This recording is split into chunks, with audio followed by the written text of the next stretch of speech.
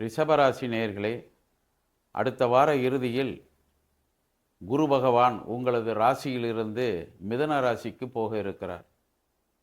கடந்த ஒரு வருட காலமாக குரு ஜென்மத்திலே இருக்கிறது, குரு பலம் இல்லை, திருமணம் நடைபெறவில்லை, குழந்தை பாக்கியங்கள் கிடைக்கவில்லை, நான் புதிய வீடு வாங்க வேண்டும் என்று நினைத்தேன், அதுவும் வாங்க முடியவில்லை, நல்ல வாகனம் வாங்க வேண்டும் என்று நினைத்தேன், அதுவும் வாங்க முடியவில்லை, அடிக்கடி என்னுடைய வாகனம் பழுதாகி கொண்டே இருக்கிறது என்று பலர் இந்த ராசியிலே உள்ளவர்கள் புலம்பிக் கொண்டுதான் இருப்பீர்கள்.